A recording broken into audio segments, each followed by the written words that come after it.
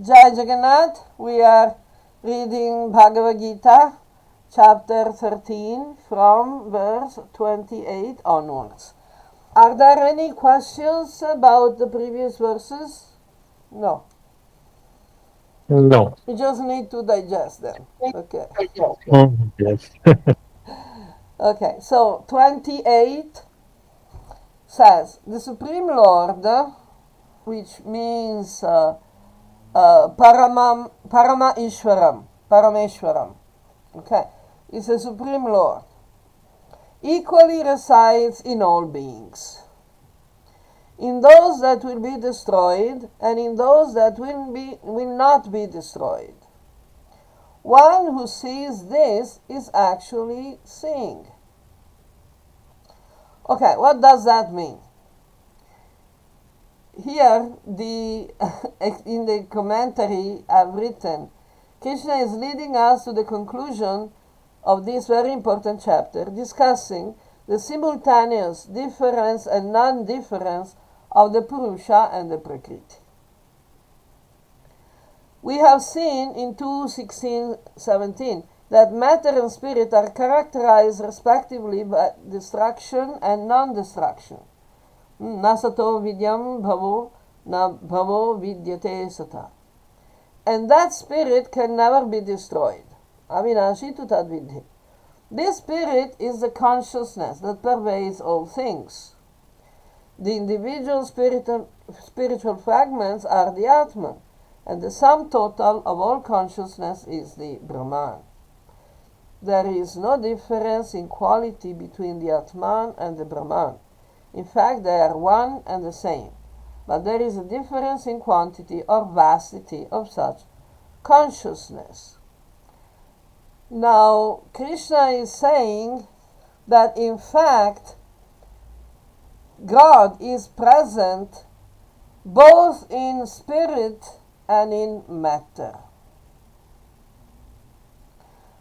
This is revolutionary in the face of Abrahamic ideas, because the Abrahamic idea is that the material world is bad. This is a very old idea, that is coming before Abraham even. It's coming from Zarathustra. So that's not true. The material world is not bad. The body is not bad. It's not contamination. Many people, even in Hinduism and in Buddhism, have absorbed this Abrahamic idea that the spirit is good and matter is bad.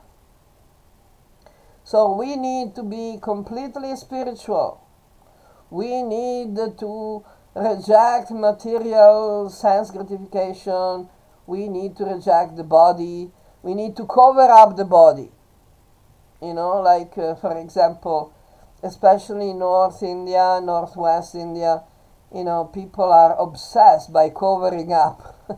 They think that women should be completely covered up.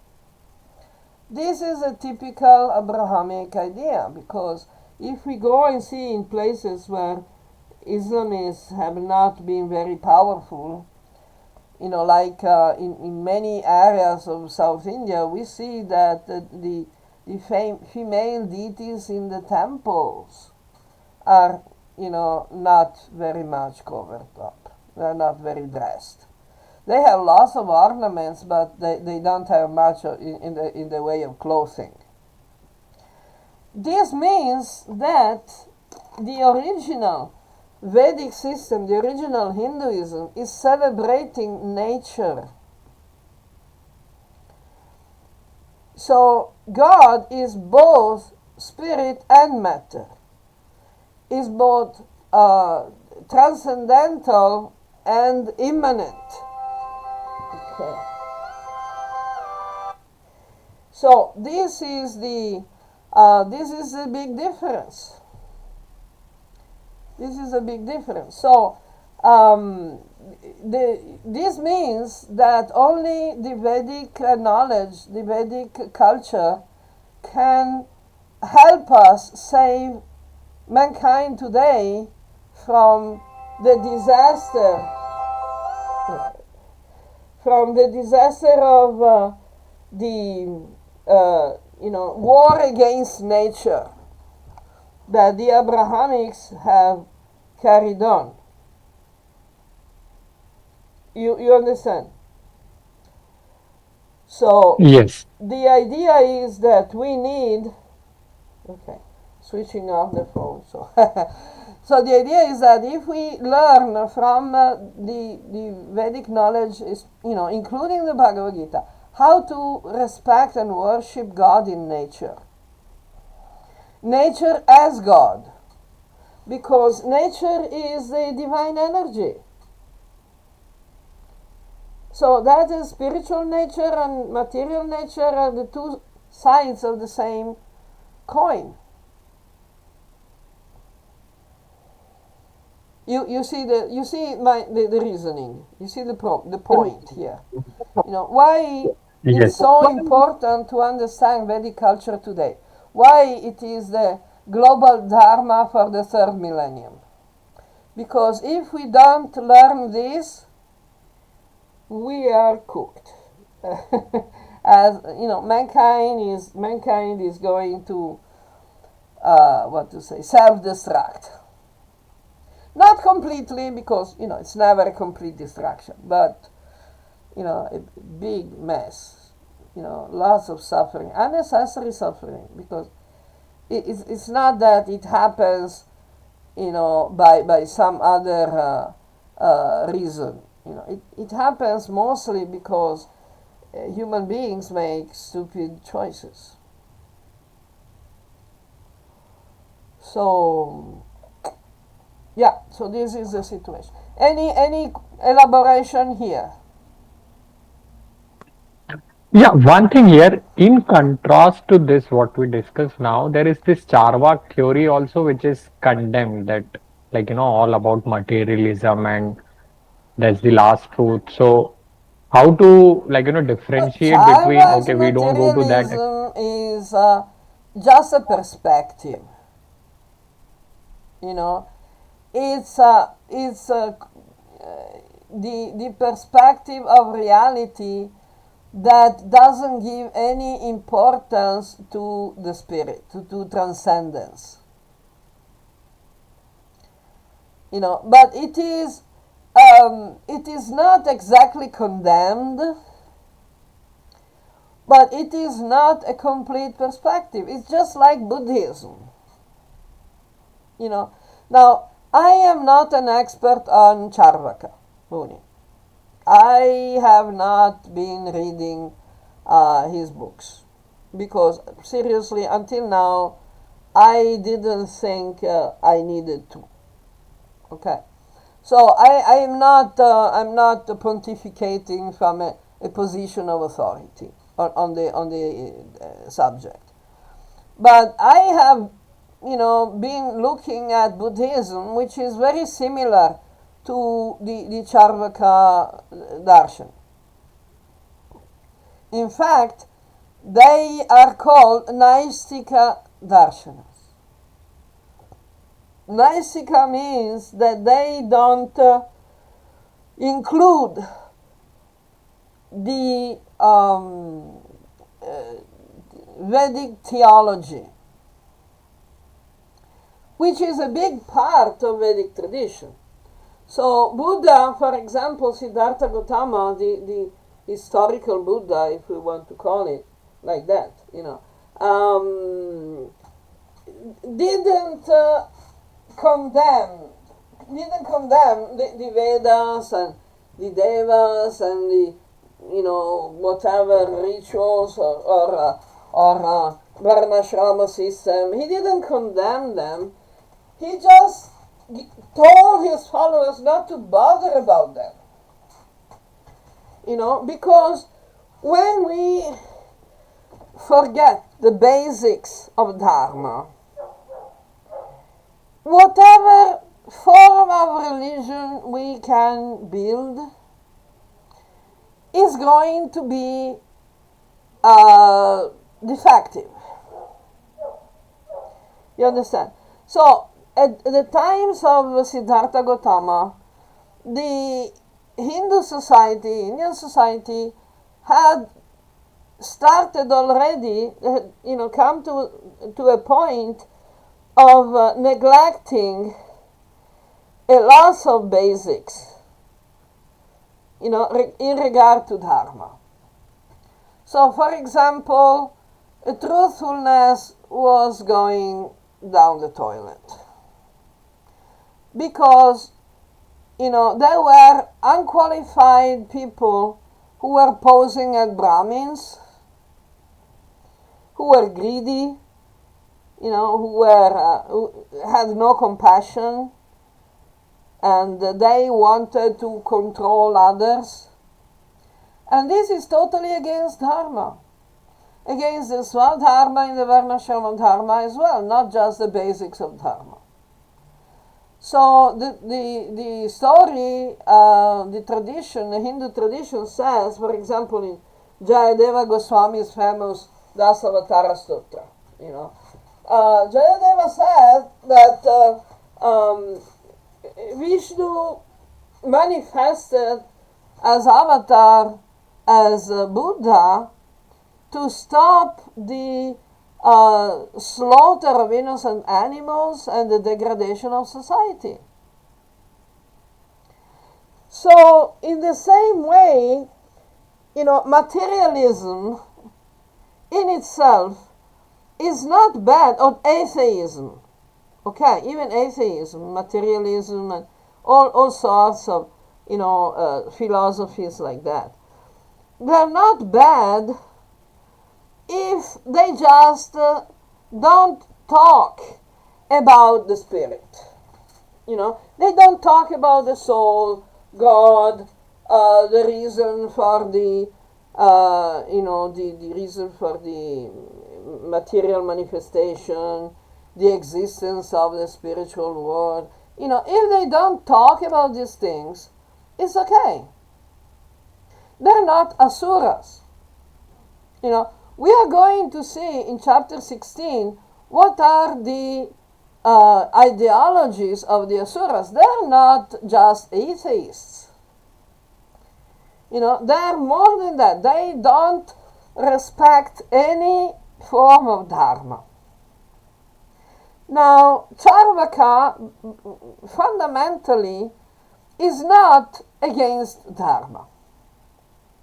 Just like Buddha was not against dharma. In fact, dharma is a central, teaching of Buddha.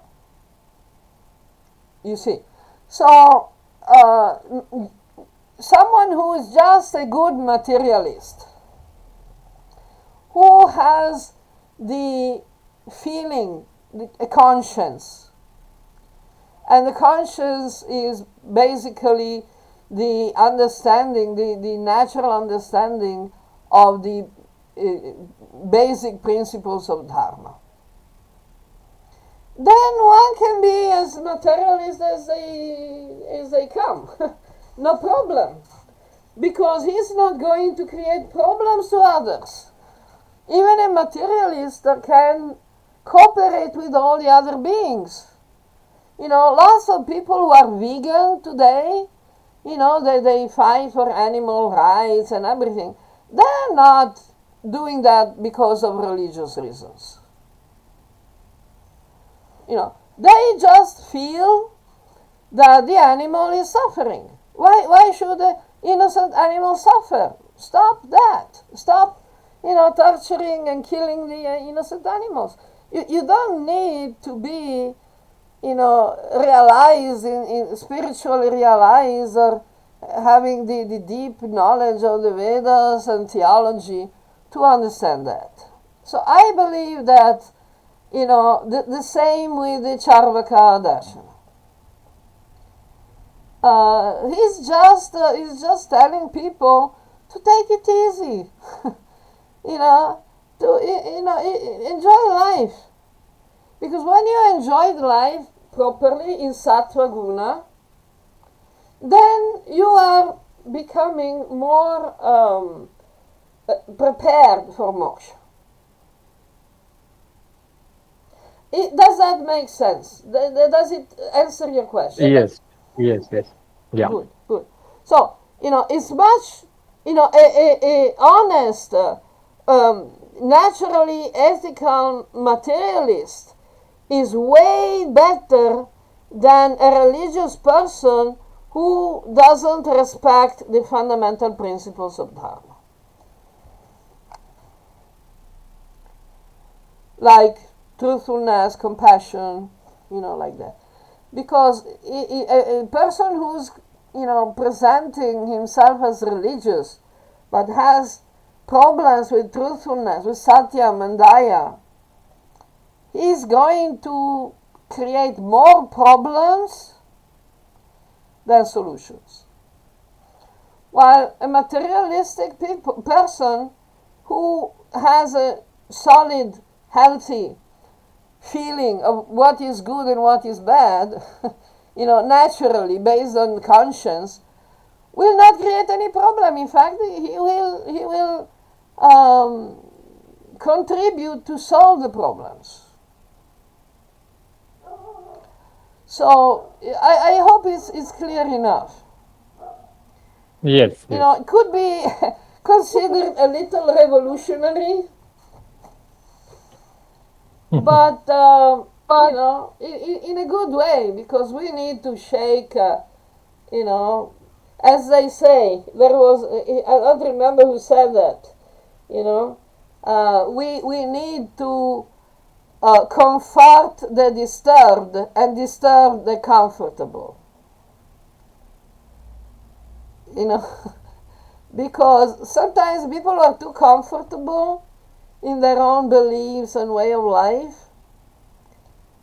can be, creating problems to the rest of the universe and to themselves as well. So we need to shake them a little bit.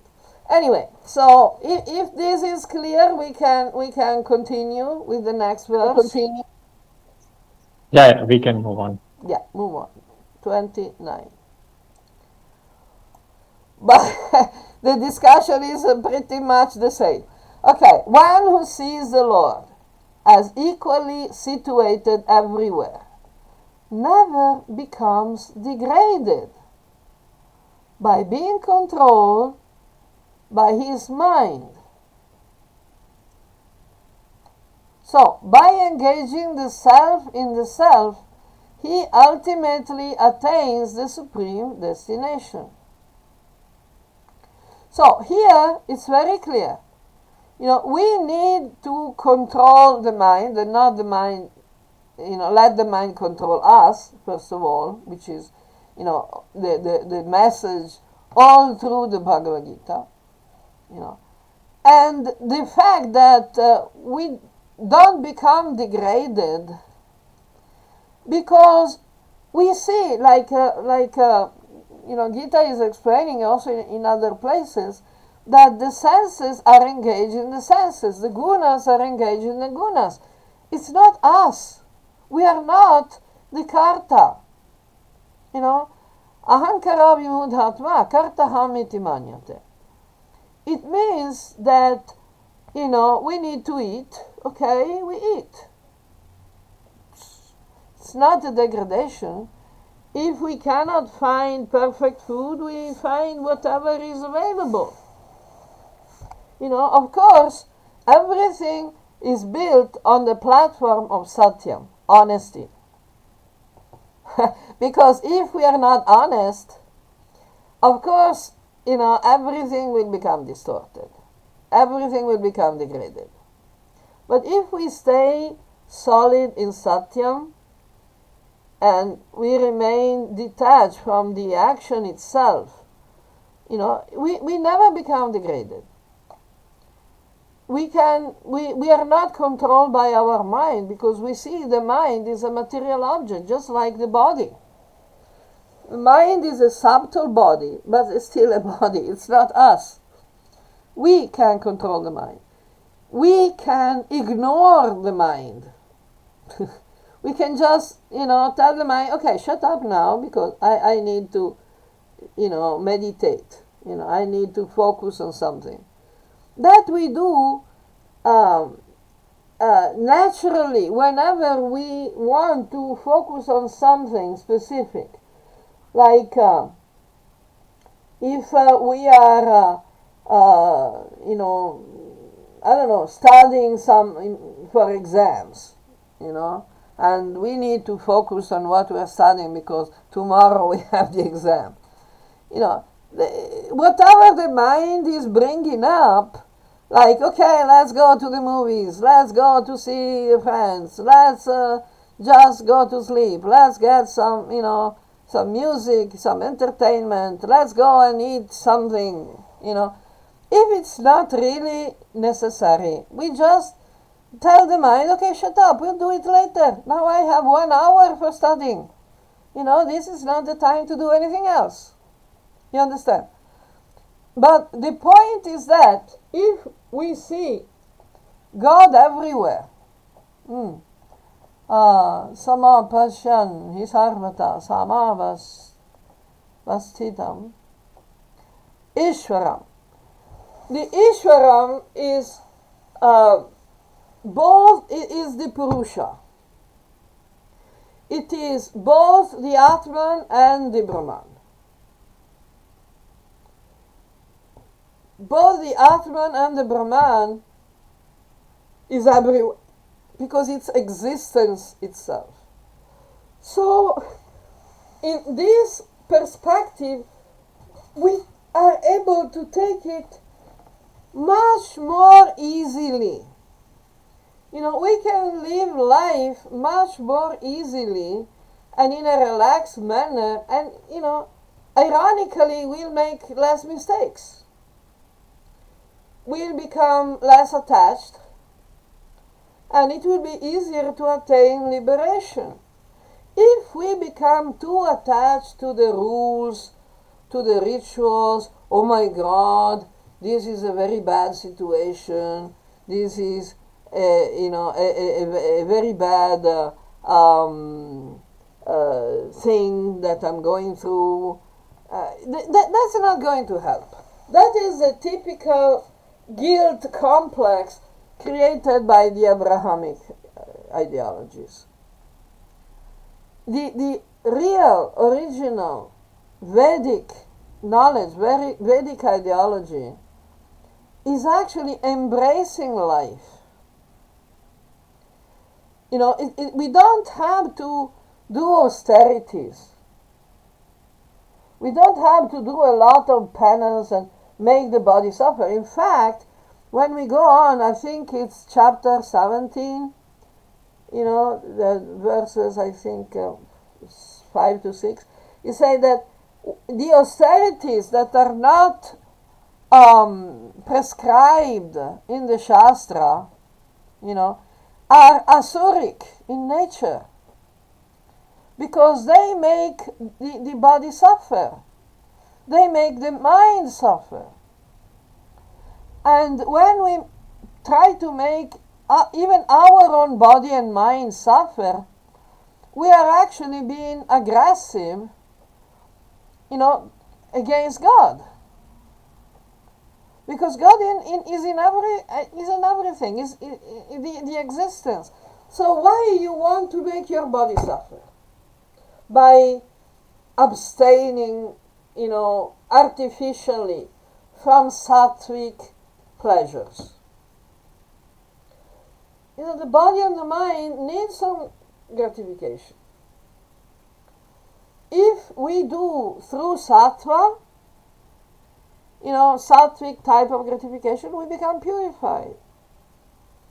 It's not that gratification in itself is a bad thing. The bad thing is gratification based on rajas and tamas that creates damage. And especially the idea that we can find happiness in sense gratification, because that's not possible. Sense gratification is very limited, cannot give us the happiness we really want. But the fact that sense gratification cannot give us the happiness we are searching doesn't mean we have to reject sense gratification. It's a different thing. I don't know, is that clear enough? Yes, it is clear, but somehow, It's a like bit for the sannyasi revolutionary. It's a in bit our varnashram revolutionary. dharma. Yeah, tell. Sorry. Yeah, yeah. Like in Varnashram Dharma, in Sannyasa, it is recommended, right? So, is it that, my idea is, okay, in Grahastha stage, it is allowed, but ultimately, you have to reach that stage that you have to go beyond the, sattvic pleasures Yeah, also. You have to okay, give up at okay. some point of time. Sannyasa, brahmachari, sannyasa, sadhu, they're based on renunciation. Okay, tyaga. Jnana and vairagya have to go together. But vairagya doesn't mean rejecting the pleasure. It means being detached from the pleasure. When the pleasure comes, okay, why not enjoy it? Why not take advantage of the, benefits that enjoyment is giving to your mind and body?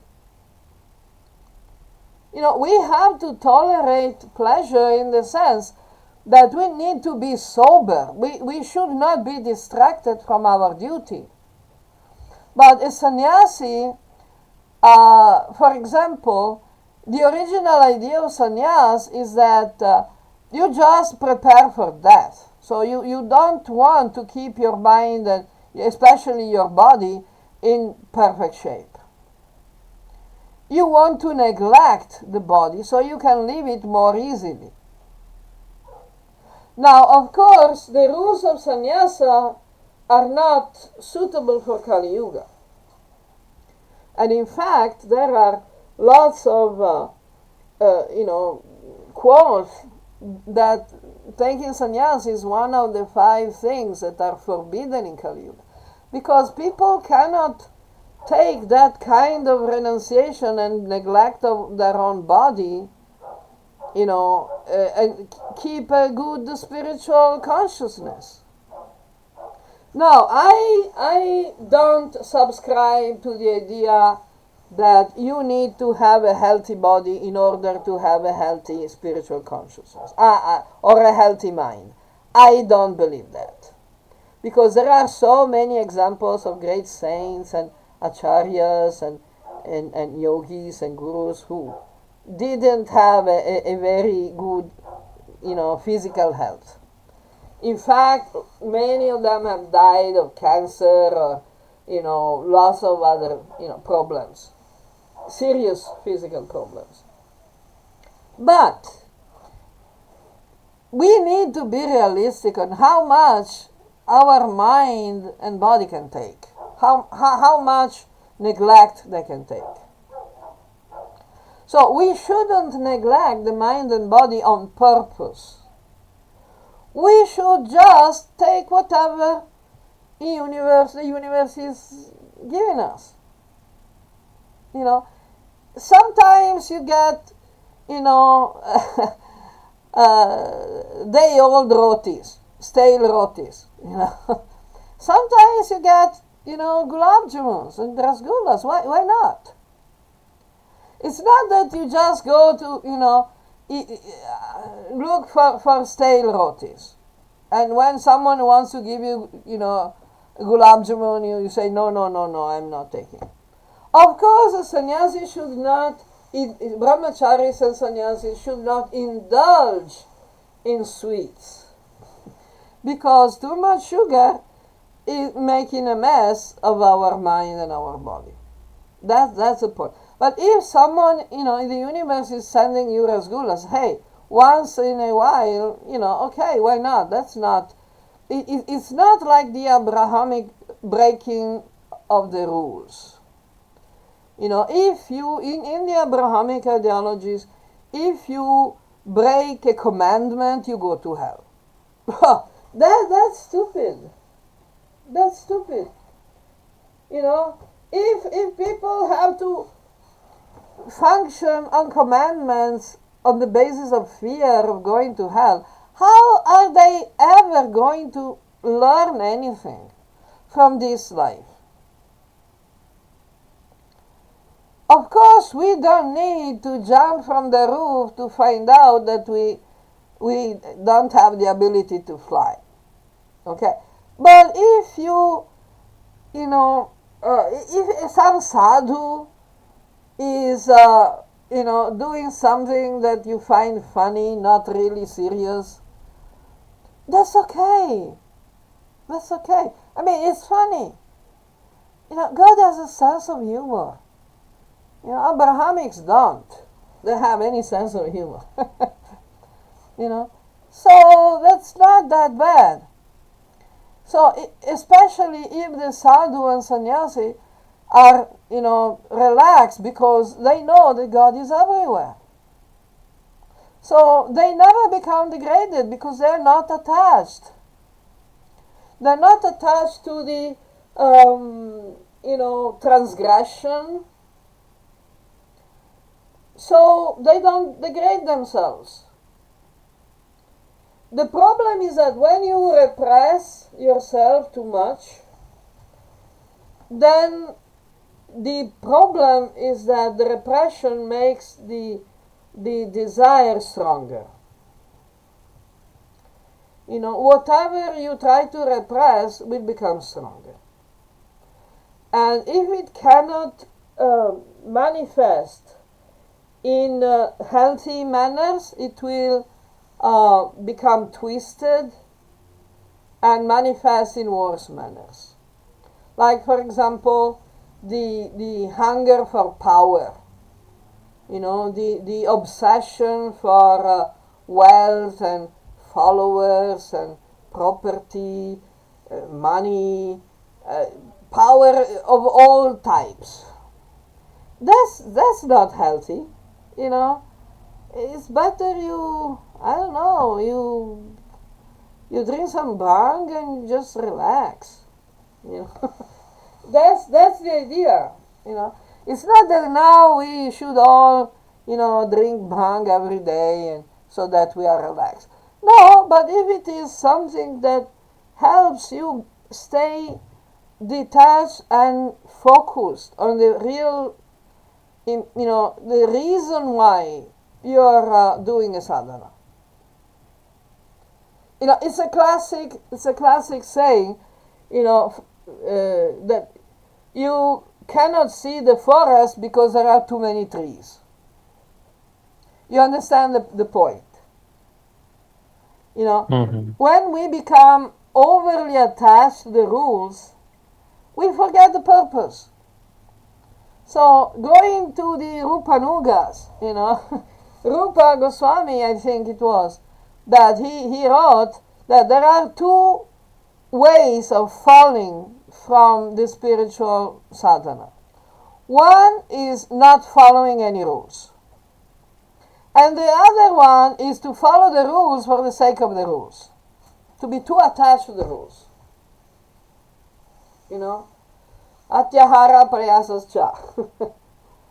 If we want to do too much or if we want to do too little. It's a balanced position. It requires intelligence. That's why Krishna is saying, Dadami buddhi yogam tam yena mam upayanti te. If one is sincere and they want to sincerely engage in spiritual sadhana, then Ishvara is giving them the intelligence. We need to use the intelligence. We cannot just give up the intelligence and just follow the orders. One of the biggest obstacles to actual spiritual realization and the acquisition of knowledge of any type, it has been defined as the unthinking respect for authorities. When we don't use our intelligence in listening to what the authorities are saying, we don't think, but we just follow. This is blind faith, blind obedience. it's always going to put us in trouble, one way or the other. So we need to use, all the intelligence that we have been given. So, with this intelligence, this is Buddhi Yoga, we can actually come to the realization that the Ishvara is everywhere. Samam, equally everywhere. Samam pashyam hi sarvatra. Samavastitam Ishvaram. It's not that Krishna is more Krishna in Vrindavan. Equally, Krishna is Vrindavan is together with Krishna. Krishna is never outside Vrindavan, not geographically speaking, but on the level of consciousness. So wherever Krishna is, that Vrindavan becomes manifest. You understand? Of course, if we live in geographical Vrindavan, we can be more easily reminded of the presence of Ishvara or Krishna, because maybe we have the Shama Sundar hotel, Okay, we remember Shama Sundar, not bad. But God is everywhere, equally situated everywhere. So, this is interesting. Also, here, two possible translations of this verse are: one who sees the Lord as equally situated everywhere, never becomes degraded by being controlled by his mind, and ultimately attains the supreme destination. And the other is: one who sees the Lord as equally situated everywhere, never becomes degraded, and by engaging the self in the self, he ultimately attains the supreme destination. Because the controlling of the mind here, it's the mind is called Atmana.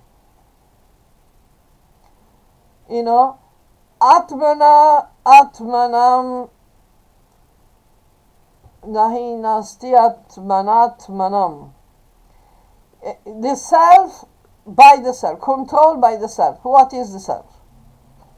Of course, one of the two is the mind, and the other is the actual self, the spirit soul. So, what can we do? Like, for example, another verse, chapter 6, verse 5. Sudharet atmanatmanam natmanam avasadayet. Atmaiva hi atmana bandhur. Atmaiva ripur atmana. Yeah, of course, this is the verse that is perfectly connected with this one.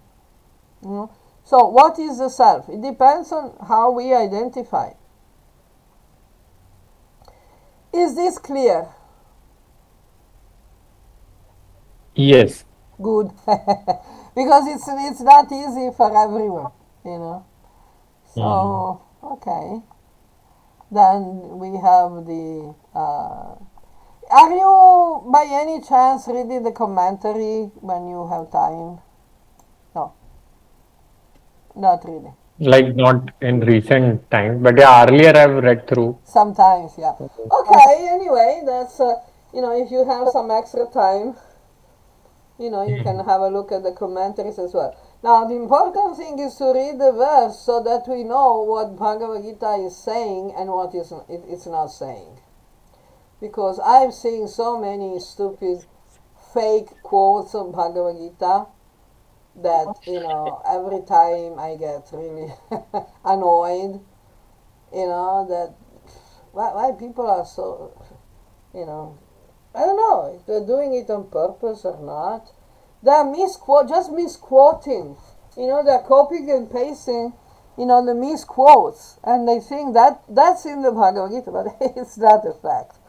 Anyway, so let's see. We have verse 30. We have 5 more. Okay. One who sees that all the activities under all circumstances are performed by the Prakriti and that the Atman is not the doer really sees. You see? So the Atman can only drive the car, but the machine is a Prakriti, both as spiritual and as material. When a devotee, for example, why is this applying to the spiritual level as well? Because our devotional service on the spiritual level has to be carried on and expressed through the Yogamaya, through bhakti. Without the Prakriti, nobody can do anything. No one can do anything. So the Mahamaya and the Yogamaya are always the doer, in a sense. All the activities are performed by the Prakriti. The Atman is only, the Purusha is only the power of perception. Okay? So we perceive something and we decide something. We wish, we want. The power of perception also manifests as the willpower, the decision power. The three powers of Shiva in the Trishula. Icha, Jnana, and Kriya. That's what the Purusha can do. The Purusha can desire. The Purusha can know, perceive, understand, because he's a Kshatriya, Jnana. And Kriya means the choice. We as Purushas, Atmas, we have the choice to take shelter in the, in the form of the Prakriti that we want to associate with. So we can just, as Jivas, as Atmas, we can just choose whether to take shelter in the Yogamaya or to take shelter in ourselves, in the Ahankara. So the Ahankara is a form of Mahamaya. So we are not taking shelter in the Mother Goddess, but in a material manifestation of the Mother Goddess as the material elements. You understand the difference? Yes. Fantastic. Wow, good. Okay, any questions here? No. Okay, next, quick. Okay, 31. When one becomes trained to see all beings as situated in one, even when they are separated, and how all this is developed, he attains the position of Brahman, Brahmabhuta. Brahma, Vistaro. Brahma Sampadyate, Sampada, Brahma Sampada, Brahmabhuta. The glory of Brahman. Okay. And 32. O son of Kunti, this Paramatma resides in the body but has no beginning and is not subject to the gunas. He is imperishable. He does not act and is not affected by the action. Okay. Ishvara is everywhere. Also resides in the body.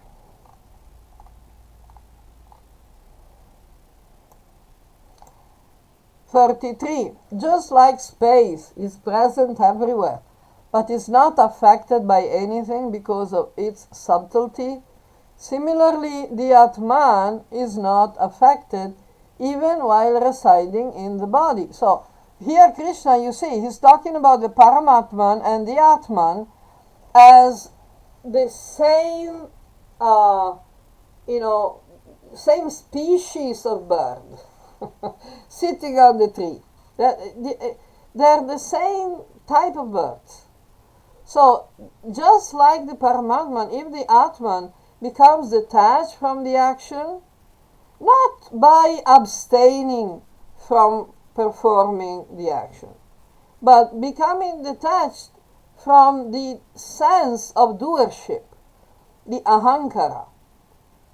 Because we become totally aware that it is the Prakriti that is doing, is carrying on the actions. Okay, so this chapter, Purusha and Prakriti, is very important to understand. Actually, the whole Gita is very important. But, these are, not many people actually understand this chapter. Yeah, not many people understand any chapter. But, okay, let's see. 34. O Bharata, just like the sun illuminates all this world, in the same way the Kshatri illuminates the entire Kshetra. Okay. This is both at Atman level and at Brahman level, at Ishvara level. It's the same. Okay. And the last one. Those who contemplate the Kshetragya, and the difference between the two, and how to attain liberation from the nature of existence, will reach the Supreme. So what is the difference? This is interesting. Yeah. Kshetragyayo. Evam antaram jnana chakshusha, with the eyes of knowledge. Bhuta prakriti moksham cha. And how to attain liberation in the prakriti or from the prakriti. Prakriti moksham. So it's like Rina Bandham. It's the opposition in grammar. Prakriti moksham could mean liberation from Prakriti, and it could also be liberation connected to the Prakriti. So it has a lot of levels of meanings, and they're all compatible. Okay. So, yeah, we'll reach the Supreme. Vidu yanti te param, the Supreme. Okay, so we reached almost the end of our session, but if you wanted to continue to elaborate on these points, you have any suggestion for further elaboration?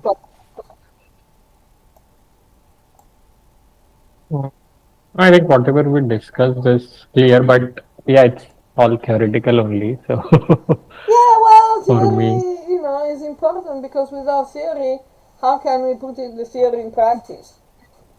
yes. What you put in practice is, you have to have the theory in order to put theory in practice. If you don't have the theory, what are you going to put in practice? So don't worry, theory is good. All the Vedas, start as theory. Then, at some point, while we meditate, we contemplate, we serve. This is important.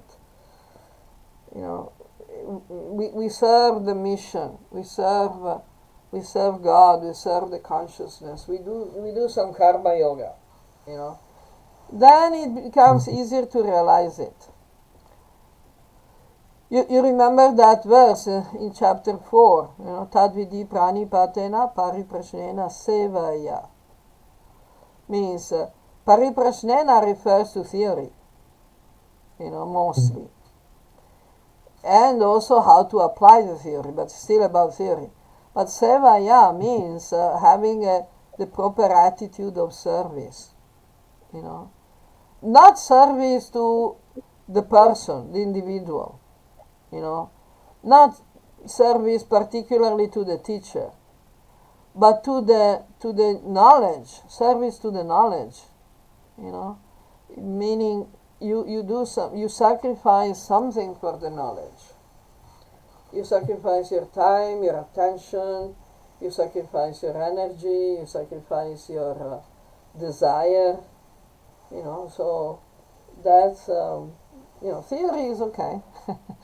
Okay, go ahead. Any specific question, theoretical question? No, this is clear. But yeah, one discussion I was having last week with my brother that came as interesting. Just Yeah. wanted to discuss with you also. So, usually when we start the process of spirituality, we say that, okay, this world is impermanent, full of misery. We have to go to a place which is full of happiness.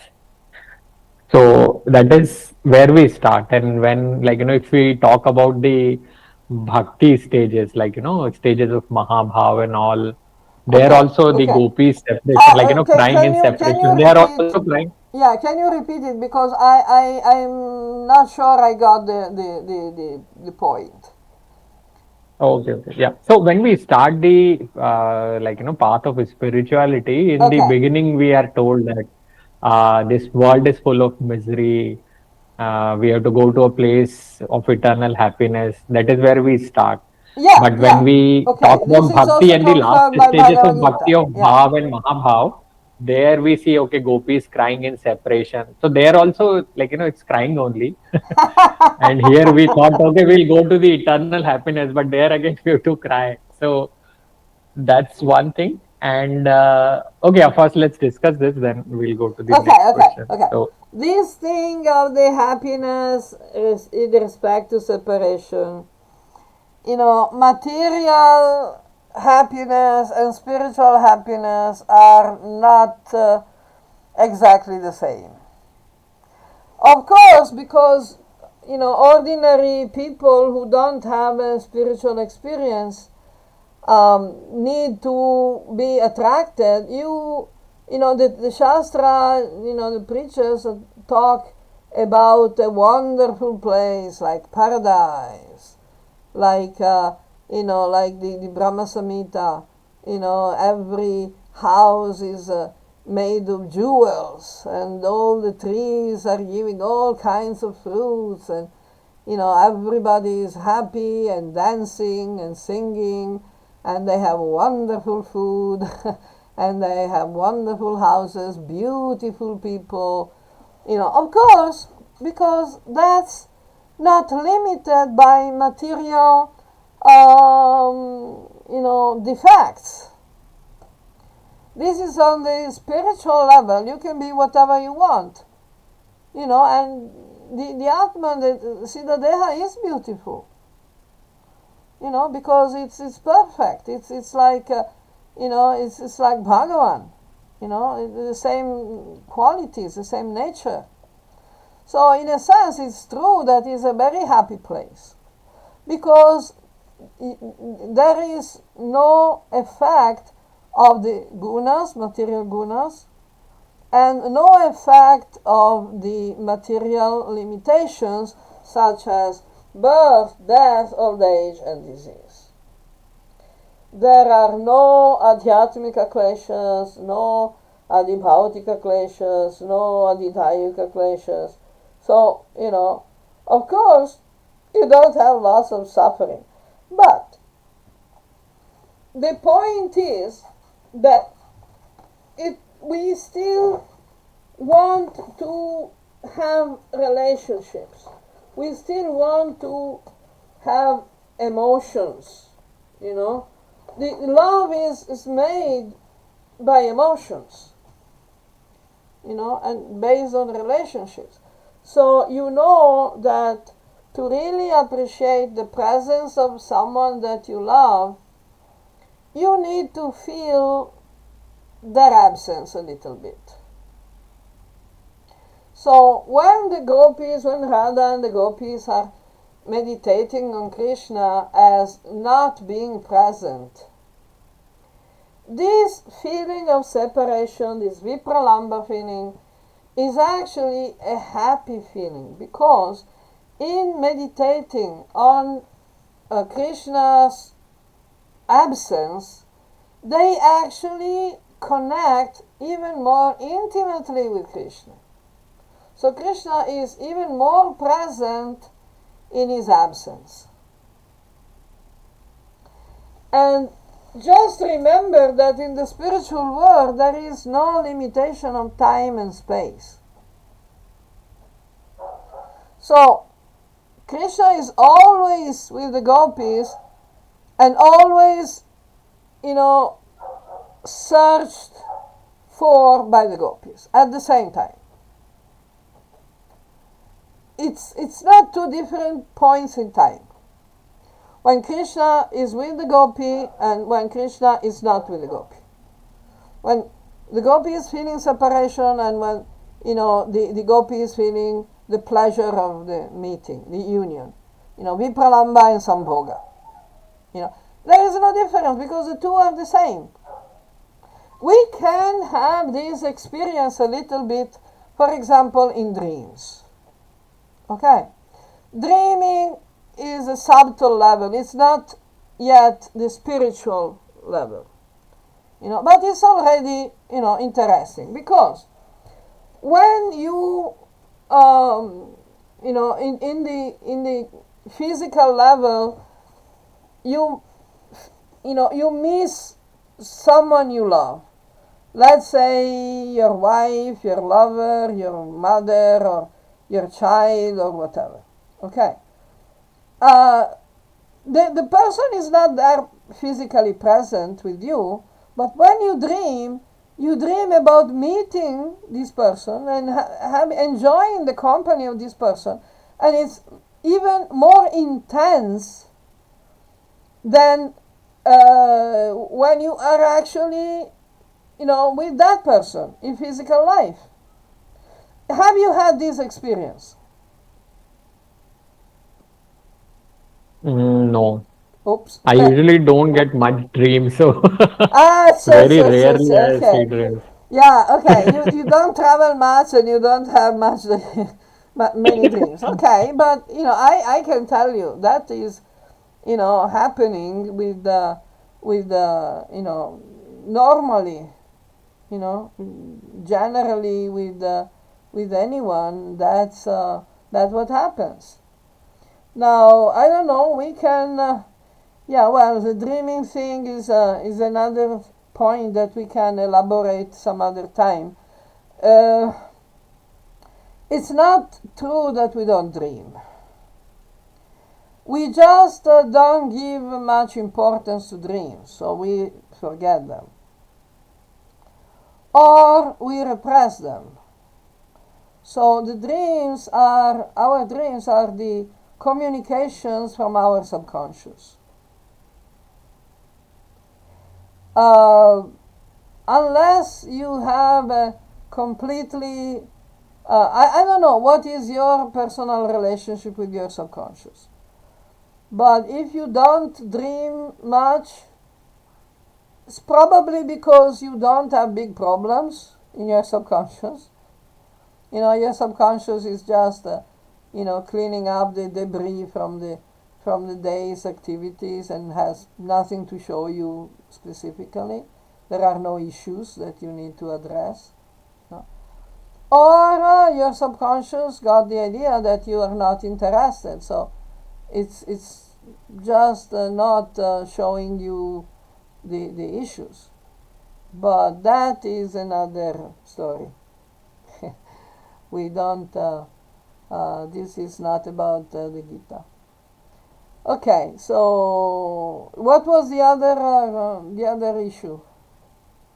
The other question? Yeah, other question is, yeah, related to dreams and then hallucination. So how can you understand that, okay, somebody is saying he has seen or somebody has realized God or has seen God? It is not hallucination. That, okay, he's reading about Leelas, he's meditating on that. So that mind is manifesting it. So how can we understand that this is not something material which is happening and he is thinking that okay, he has seen God Well, or something? it's never material with God.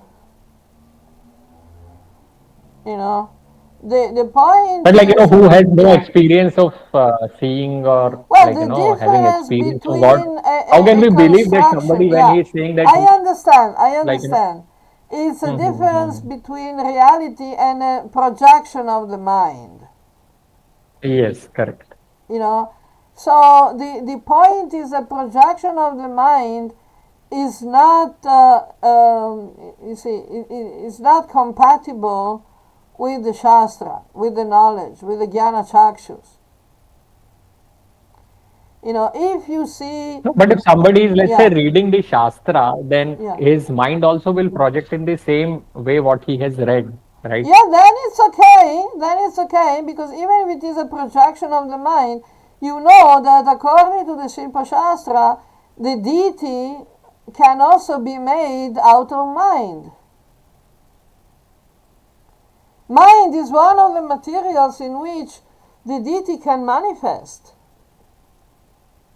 So even if it is your own mind's projection, if it is according to the Shastra, if it is not against the information, the knowledge from the Shastra, you know, it's okay because it's consciousness and God will manifest.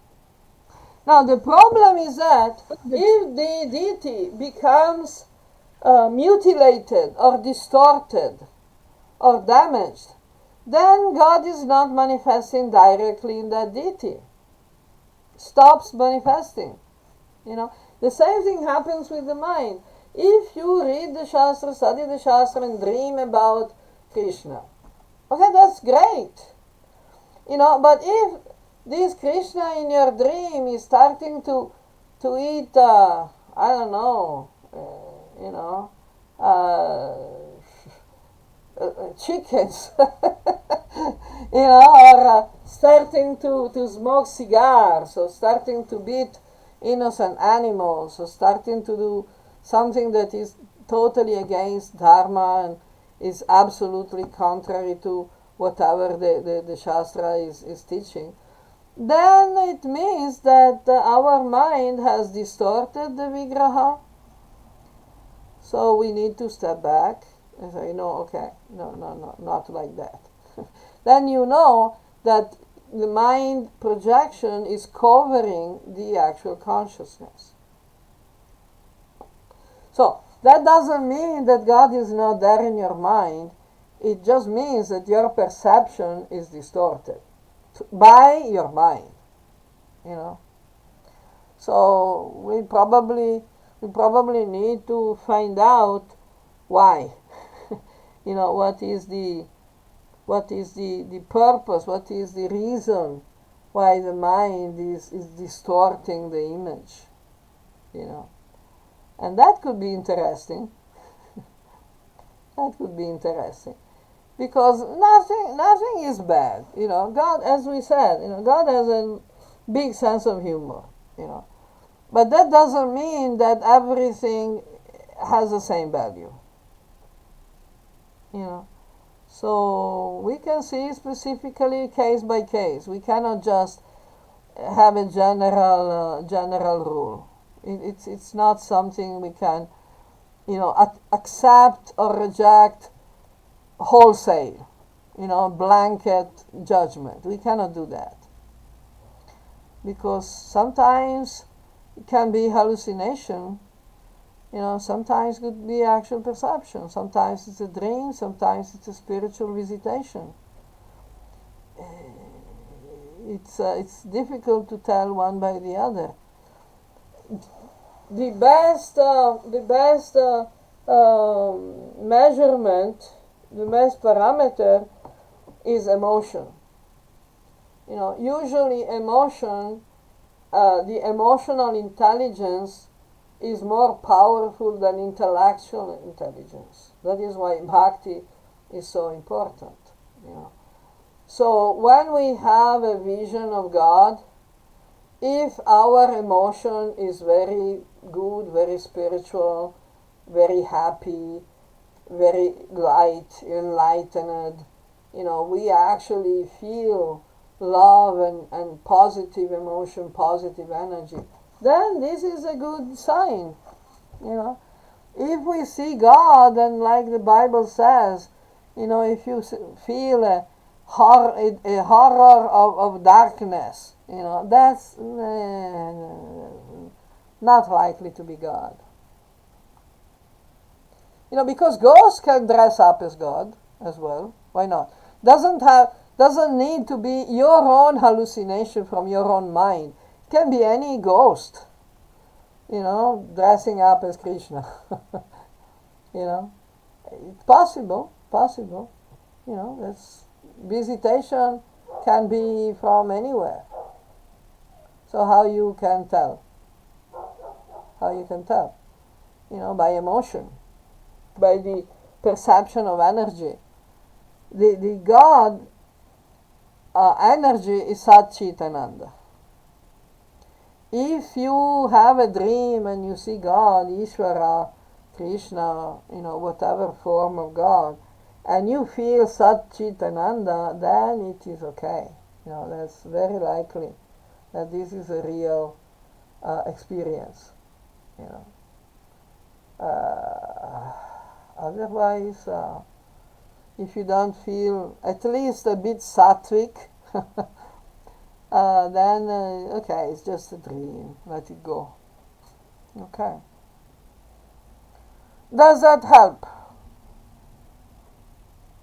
Yes. Good.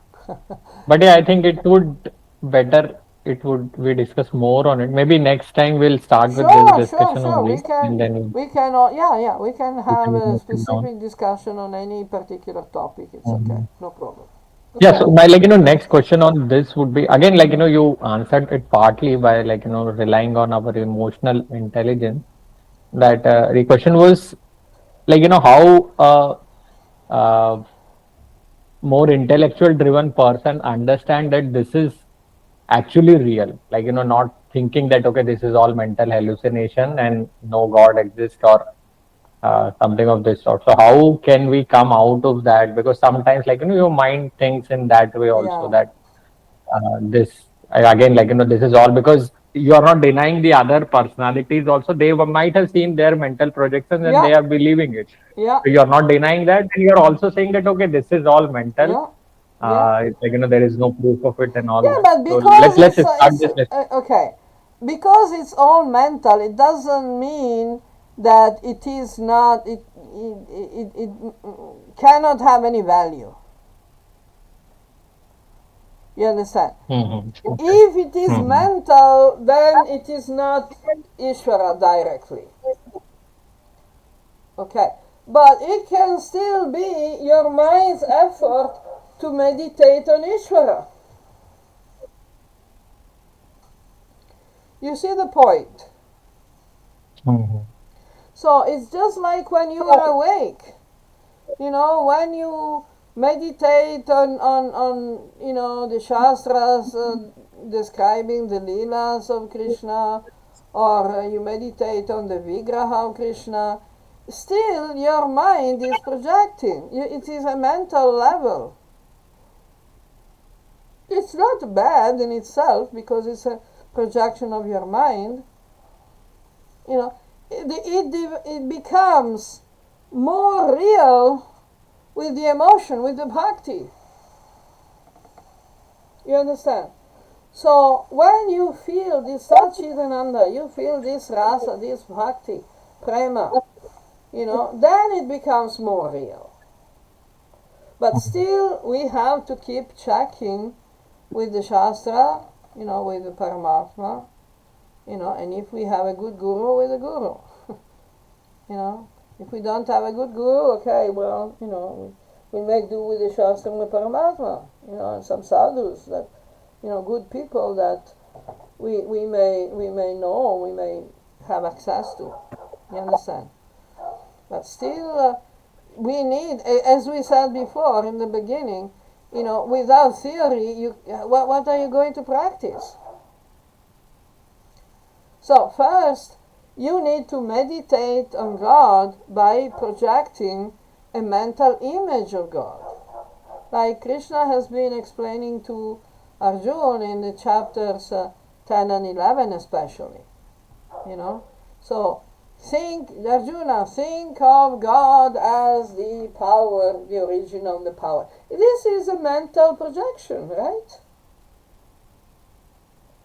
Well, it's not bad. If it is according to the Shastra, we can trust it. It's just like a vigraha, a murti, of a deity, like, you have the Krishna installed in your house, in your puja room. Okay. Well, that Krishna form is made of brass. Brass is not exactly transcendental or spiritual, because if you if you don't clean it properly, it will become damaged, become degraded, become greenish. It will oxidize, even if brass is not oxidized very easily, but it become black. What does that mean? That Krishna's body is damaged? No, because Krishna's body is called into that form that is made of material elements. So it's only the material elements that will become damaged. But the presence of the deity, the presence of Ishvara, is not going to be damaged. Simply, you may not perceive it clearly, but it's not going to be damaged.